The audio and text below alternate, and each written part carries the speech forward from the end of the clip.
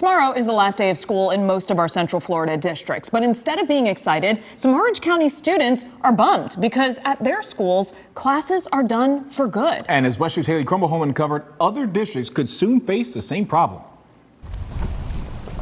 Logan Canada is heading home after one of his last days at Bonneville Elementary. It's excited for the summer, but to me in general, it just doesn't feel good to me. That's because the second grader was supposed to have 3 more years at Bonneville, but the school is one of 7 the Orange County School District is closing, consolidating those students into other schools. For Logan, it will be Eastlake. How he's going to feel on his final day of school here.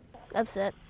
I'm just not really for it to end, all of it to end. Logan's dad and his mom Amanda both went to Bonneville too. She tried to push to keep the school open. We did everything that we could. We made a petition. We got in contact with parents. I talked to people in the district. We sat down with the district ourselves, speaking with Scott Howitt, their chief communications officer, as far as how they selected the 7 schools to close. You need to have about 680 students per school to fully fund the operational costs.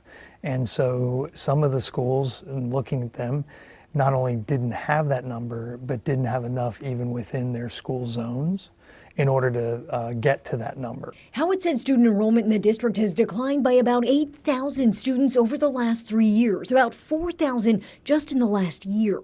But he said the majority of families in the county choose Orange County Public Schools. The high 70% of our families choose us. So what's driving the decline in student enrollment? Howitt said it's 4 things. Some of it is vouchers and school choice, but it's also the size of the student pie in Orange County shrinking, citing declining birth rates, housing trends leading to less turnover of homes, and changes in immigration policy leading to a loss of about 2,500 students year over year.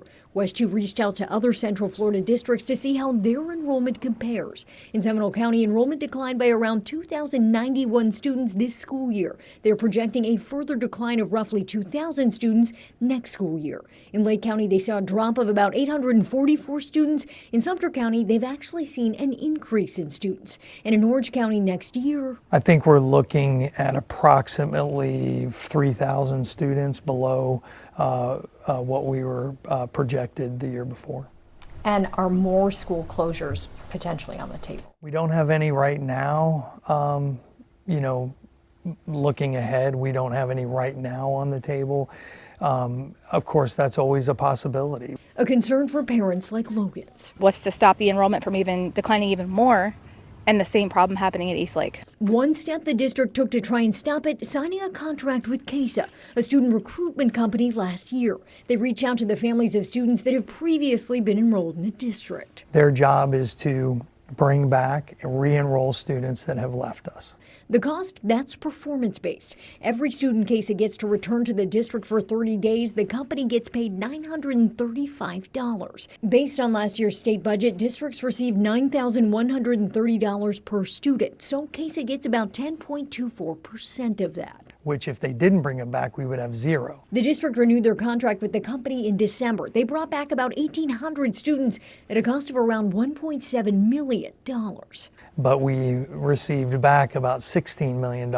He said the district will have been working with CASA for a full year as of June 30th. Then they'll be able to better evaluate the program and if they're retaining those students. For some of the students that never left, next school year will look pretty different. It's just really emotional to see a school that you've been there gone, just vanished. Covering Orange County, Haley Crumblehome, West 2 News.